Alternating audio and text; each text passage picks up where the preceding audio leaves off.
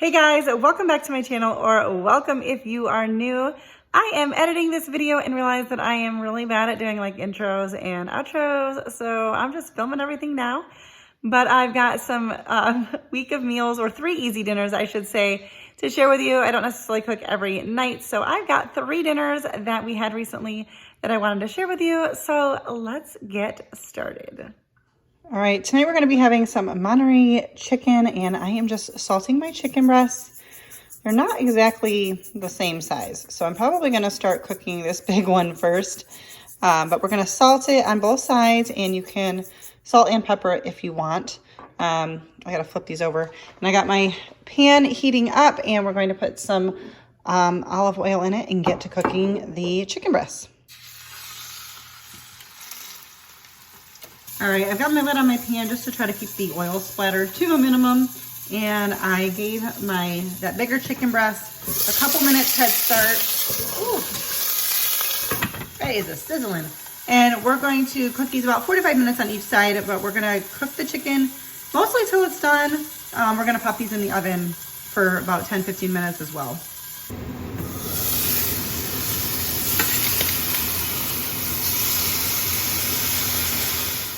All right, so we've got our chicken breasts, and I've transferred them to a baking dish, and I did spray it, and we're just going to pour some barbecue sauce on top. I'm not measuring this, but this is the barbecue sauce. I love it. It is from Aldi. It's only in their like seasonal. They always have barbecue sauce, but like this brand, they seem to only have it in the summertime, but I bought a whole bunch of them. This is actually my second to last bottle, I think, but I really, really like that one. And then we're gonna take some shredded cheese. I'm going to be using some cheddar. We're gonna put that on top. And then I'm gonna tear up some bacon. I baked this in the oven. I would chop it up, but I already put the cutting board in the dishwasher, and I don't wanna get another one out. So I'm just gonna tear it up and put this on top. And then I have the oven preheating. Well, it's already heated because I already cooked the bacon, but at 400 degrees, and we're gonna pop this in for about 10 to 15 minutes. I did use a meat thermometer to check the chicken because I didn't want to have to keep cutting into it and like lose all the juices. So it was just about done. So I didn't want to have this in the oven again for too long. So mainly we're just going to melt the cheese and warm up the barbecue sauce and all that. All right, here it is. The chicken is all done, and we are just having this with a side salad. We're not super great at just doing small side salads, so I was gonna make other sides, but normally by the time we get done eating our salad, we're not that hungry, so I just decided to serve it alongside of a salad tonight. I wanted to pop on real quick. I am editing this video, and I wanted to mention on the Monterey chicken, I have made Monterey chicken in the past, and I really, really liked it, but I will say that I think next time, I don't know why I did it differently. I guess because I just pulled up a recipe, which is linked below, and I'm not saying it's a bad recipe, but I think next time I'm just going to skip the pan frying and just cook it in the oven for however long it takes for the chicken to be done. I feel like doing it on the stove and then finishing it in the oven, it just wasn't, I don't know if it was dry, it just wasn't as tender as like normally when I just do baked chicken. So I will just put that in there for you as something to consider if you make it, but the flavors and the combination and all of that is super good. So I guess it doesn't really matter which way you cook it. So for dinner for tonight, we're gonna be having a vegetable beef soup. I believe I've made it before. I know I've made it before. I just don't know if I've shared it on the channel. And it's normally just done on the stovetop. It's very quick to put together. I wanna do it in the slow cooker because we have small group tonight. You see that? That's still up. It says Merry Christmas. I keep forgetting about it. And my pantry door's open and the light's on in there. But at least all the rest of the lights in the house are off, so. Anyway, I wanna do it in the slow cooker because we have small group tonight, so we'll be eating dinner when we come back. So I'm just gonna switch it up just a little bit to accommodate that. Right now I am rounding up 1 pound of ground beef, and I've got 1 onion that has been diced up, and we're just going to cook that until the beef is no longer pink. All right, so I dumped my ground beef and onion that has been cooked into the crock pot. I did grease my crock pot, and I'm gonna put in about a teaspoon of garlic powder and a teaspoon of some dried basil. Once again, I'll have the recipe linked for you if you want to follow it exactly with like the order of the steps for the stovetop direction. And then you want a total of 3 cups of veggies. I have about 1 cup of fresh carrots that have been diced, 1 cup of green beans that have been diced, or not, that's not even true, about 1 cup of frozen green beans.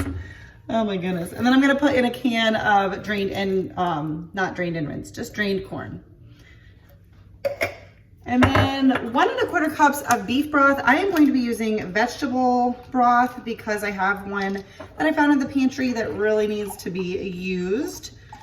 So we don't waste. I don't usually use vegetable broth, but I was buying it when I couldn't find the beef broth I like. So I'm going to try to get that used up. So there is our vegetable broth. And then 1 can of tomato sauce, 15-ounce can. You could pour some of the broth in here if you want to clean this can out and get the most out of it, but that's all right. And then we're going to add, make sure I'm not missing something, 1 tablespoon of soy sauce. I'm using coconut aminos because that is my preference. I love the taste of it. I know it's a little bit more expensive, but I love the taste of it and I try to avoid soy. And then we're also going to add 1 tablespoon of molasses, which is kind of a unique ingredient. You don't see a lot in, I don't know, I've had this bottle for a long time. Frankly, I can't even tell if this bottle of molasses is expired because it's so, like the bottle itself is so dark. But I'm gonna just assume it's just fine. So we are going to give this a good stir, combine everything, and then I'm just gonna put it on low for like 3 hours. Really the only thing you need is for the vegetables to cook, and the biggest thing for this one is going to be the carrots. The frozen stuff doesn't take that long. If you used frozen veggies, like frozen carrots, like a mixed vegetable, it would be done even sooner, but we're not gonna be eating for actually probably more like 4 hours before we're eating. So I am going to, well, I gotta get the lid, and then I'm gonna turn this on low and leave this till later. All right, it's all done. This is what is for dinner. This super easy beefy vegetable soup that is steaming up my camera. All right, so for tonight, we're gonna have breakfast for dinner. We don't do that very often, but we're doing it tonight. And we are gonna start with getting our pancake batter ready. Need 1 1/2 cups of flour. I got 1 tablespoon of sugar and 1 tablespoon of baking powder and 1 teaspoon of salt. We're gonna whisk that together. Now I'm gonna add in 1 1/4 cup of milk. That was my 1/4 cup, I already had measured that one. We're gonna do 1 1/4 cups of milk and 1 egg and whisk that together. According to the recipe, the order of mixing this all together is very important. So I'm trying to follow their instructions. I'm not sure if I've made these before or not, this recipe. A lot of times I do like ones with almond flour or coconut flour, but we decided to just go for it regular style. So I found this recipe, which of course I will have linked down in the description box for you. And now I've got 3 tablespoons of melted butter. And then we're gonna mix this all together. And once that is all mixed, well, that was messy. We are going to let the batter sit for 10 minutes. That's what it says, so that's what we're doing. All right, so according to this recipe, the ideal situation is to cook on a nonstick skillet at 350 degrees. I do not have one of those. I used to, and I got rid of it when we moved a few years ago, and sometimes I regret that decision, but nonetheless. I've got it heated to, they kind of gave you tips to figure out if it's hot enough, because apparently that's the key to fluffy pancakes.